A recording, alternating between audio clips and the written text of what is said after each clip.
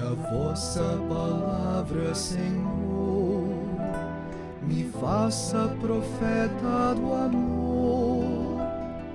Dai-me a sagrada unção e a ousadia do coração para anunciar o Evangelho de Deus, palavra da salvação.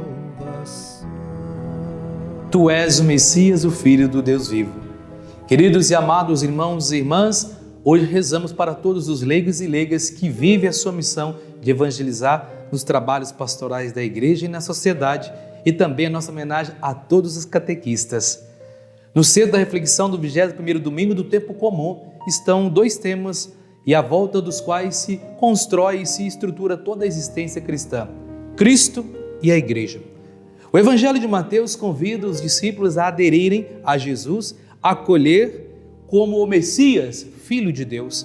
Dessa adesão nasce a Igreja, a comunidade dos discípulos de Jesus, convocada e organizada à volta de Pedro. A missão da Igreja é dar testemunho da proposta de salvação que Jesus veio nos trazer. A primeira leitura do livro de Isaías mostra como se deve concretizar o poder das chaves.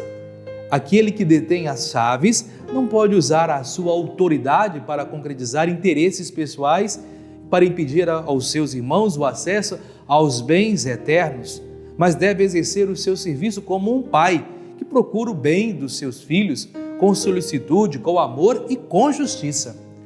A segunda leitura da carta de São Paulo aos Romanos é um convite a contemplar a riqueza, a sabedoria e a ciência de Deus, que de forma misteriosa e às vezes desconcertante realiza os seus projetos de salvação das pessoas.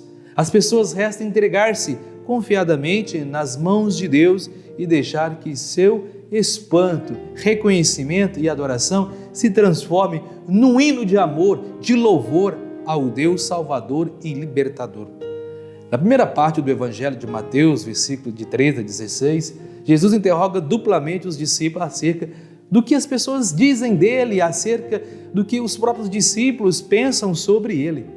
A opinião dos homens vê Jesus em continuidade com o passado. É João Batista, é Elias, é Jeremias ou algum dos profetas. Não capta a condição única de Jesus, a sua novidade, a sua originalidade. Reconhece apenas que Jesus é um homem convocado por Deus, enviado ao mundo com uma missão. Mas não vai além disso. Veja a concepção.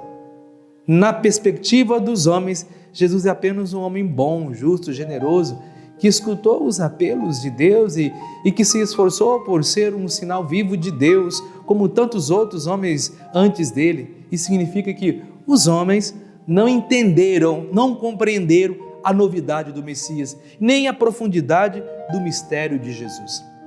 A opinião dos discípulos acerca de Jesus vai muito além da opinião comum.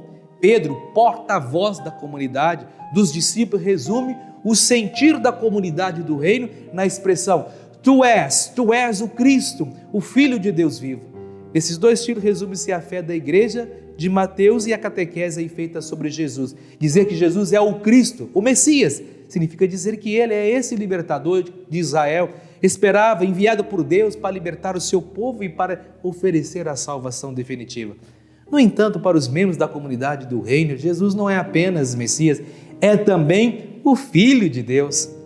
Definir Jesus como Filho de Deus significa não só que ele recebe vida de Deus, mas que vive em total comunhão com Deus, que desenvolve com Deus uma relação de profunda intimidade e que Deus lhe confiou uma missão única para a salvação dos homens, para a salvação da humanidade.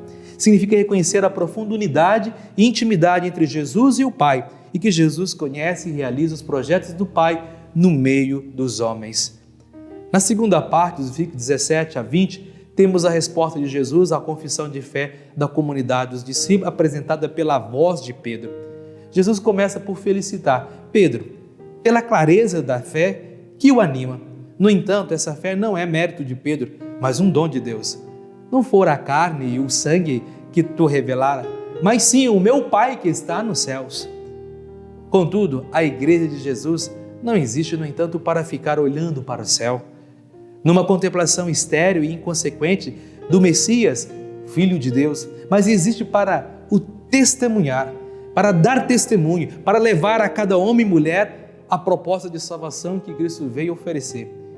Amados irmãos e irmãs, eis a nossa vocação e missão de leigos e leigas na igreja, chamados a viver a serviço do reino de Deus e assim proclamar o evangelho de nosso Senhor Jesus Cristo. Por isso, amar é a nossa missão.